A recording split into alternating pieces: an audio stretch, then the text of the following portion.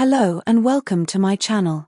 In this video we will be looking at AQA AS Psychology 2022 Paper 1 Exemplar Answers for Attachment, which you need to know for AQA Alevel Psychology. I hope you enjoy this video and find it helpful. Let's get started. Please note that these answers have been produced with knowledge of the mark scheme but have not been approved by the mark scheme themselves. There are 3 assessment objectives, AOs, in psychology. In this video they are color-coded. AO1 Knowledge, purple. AO2 Application, blue. AO3 Evaluation, red and green. In AS there are 12 mark questions, instead of 16 mark questions. For the purpose of this video and to avoid confusion for Alevel, the 12 mark questions have been turned into 16 mark questions. Question 1. Describe the learning theory explanation of attachment. 4 marks. Doland and Miller, 1950, behaviorists, proposed that caregiver-infant attachments can be explained by the learning theory also known as the cupboard love theory, where an infant learns to associate a caregiver with a feeling of pleasure when they are fed, classical conditioning, and an infant is reinforced in the behaviors that produce these desirable responses from a caregiver, operant conditioning. Therefore, children learn to love those who feed them. The learning theory suggests that in the case of caregiver-infant attachments, food serves as an unconditioned stimulus, UCS, to which a feeding infant has an unconditioned response, UCR, of pleasure. A caregiver starts as a neutral stimulus, NS, to which an infant has a neutral response, NR, of no response. When over time the same caregiver provides the infant with food, the caregiver starts to become associated with the food, until the infant views seeing the caregiver with the expectation that they will provide them with food and the caregiver becomes a conditioned stimulus, CS, producing a conditioned response, CR, of pleasure. Through this process an attachment forms, where the caregiver becomes an attachment figure to the infant and the infant eventually learns to associate the caregiver with pleasure without the food needing to be present. The learning theory also suggests that this behavior from the infant is positively and negatively reinforced. When an infant is hungry they feel discomfort and pain and want to remove these unwanted feelings, so desire food, a primary reinforcer, something that naturally encourages behavior. They therefore cry, to which a caregiver responds with a comforting social suppressor behavior of feeding. The infant's behavior of crying is therefore positively reinforced, as they are rewarded with something pleasant, food. The infant's behavior of crying is also negatively reinforced, as the unpleasant feeling of being hungry is removed. Both of these increase the likelihood that the infant will repeat the crying behavior again. The child therefore displays proximity-seeking and attachment behavior with the caregiver as the caregiver becomes a secondary reinforcer, something that is associated with the primary reinforcer to encourage behavior, and a source of reward, food, and remover of unwanted feelings, hunger. The caregiver's behavior is also negatively reinforced. When the caregiver feeds the infant stops crying. The caregiver's behavior of feeding is therefore negatively reinforced, as the unpleasant sound of the infant crying is removed and the caregiver experiences parental relief. This increases the likelihood that the caregiver will repeat the feeding behavior again. This reinforcement is a two-way mutual process, which strengthens the attachment between caregiver and infant. Question 2. Outline how Harlow studied attachment using animals. 4 marks. Harlow, 1958, conducted a controlled environment study. 8 baby rhesus monkeys were separated from their mothers as soon as they were born and raised in isolation cages where they were introduced to 2 model surrogate mothers. One was a wire mother while the other was a cloth-covered mother. There were 4 conditions: a wire mother who produced milk and a cloth mother who did not produce milk, a wire mother who did not produce milk and a cloth mother who did produce milk, only a wire mother who produced milk, and only a cloth mother who produced milk. A fear condition was introduced to frighten the monkeys where a mechanical bear would make a loud noise. Measurements were made and recorded throughout the observation on the amount of time the monkeys spent with each mother. Question 3. Other than ethical issues, explain one limitation of using animals to study attachment in humans. 4 marks.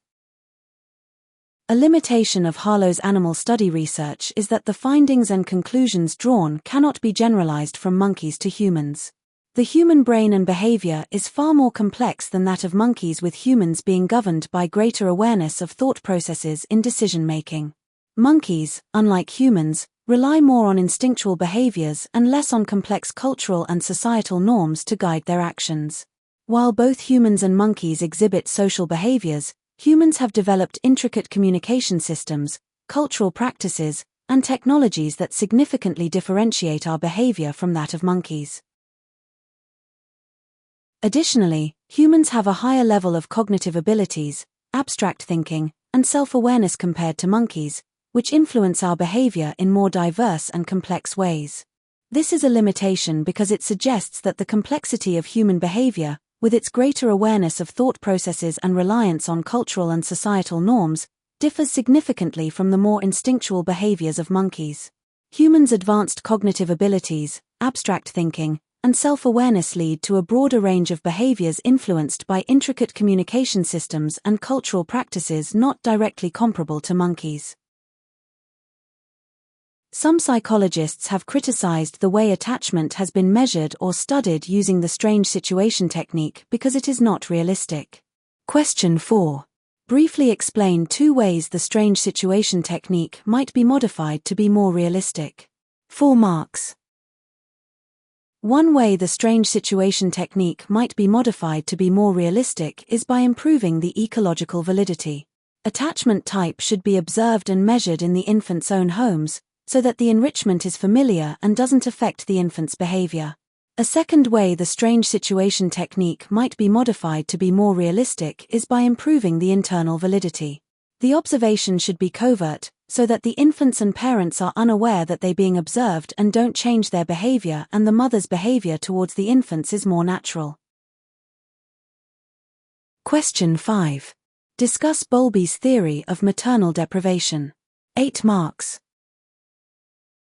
Bowlby, 1951, proposed the maternal deprivation hypothesis, which suggests that attachment and care between an infant and their mother or mother substitute is essential for a normal and healthy psychological development of an infant, both emotionally and intellectually.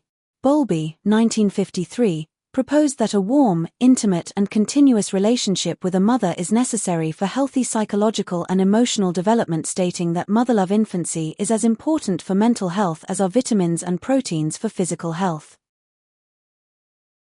Infants who experience prolonged and continuous separation, where the infant is not in the presence of their primary attachment figure, and deprivation, the loss of emotional care that would normally be provided by a primary caregiver, are classified as being maternally deprived and are likely to also experience serious and harmful consequences to their social, intellectual, and emotional development. Based on Bowlby's principle of the internal working model, the infant and mother's relationship is crucial in acting as a template for the infant's future parental relationships. If an infant has a good infant-mother relationship, then the infant is more likely to form a positive internal working model, which is most likely to lead to an infant having an ability to be a good parent.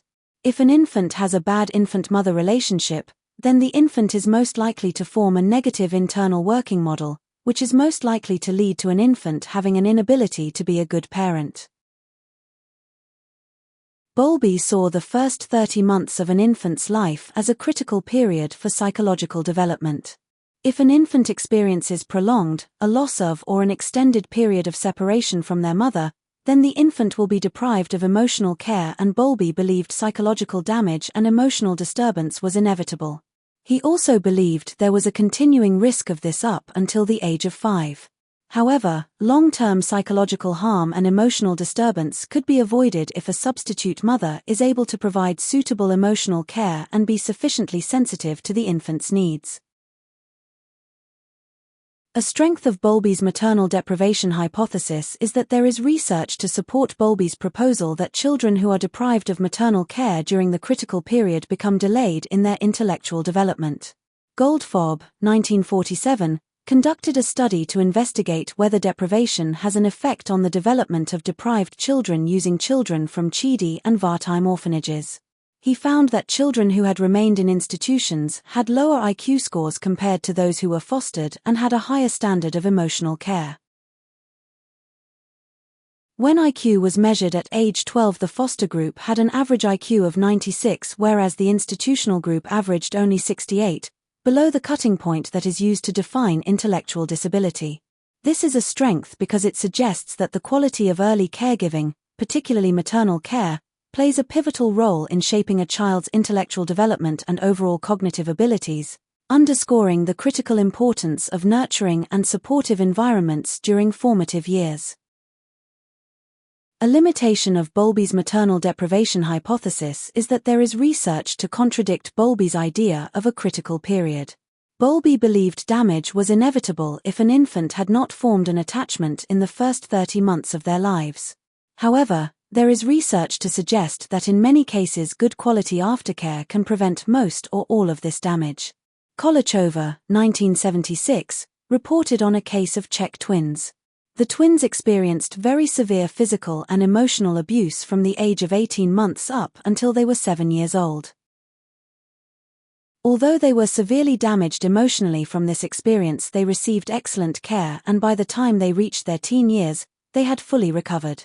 This is a limitation because it suggests that the lasting, long-term harm of maternal deprivation is not inevitable even in cases of severe privation, as demonstrated by the case of the Czech twins who, despite experiencing severe abuse, were able to fully recover with excellent care provided afterward.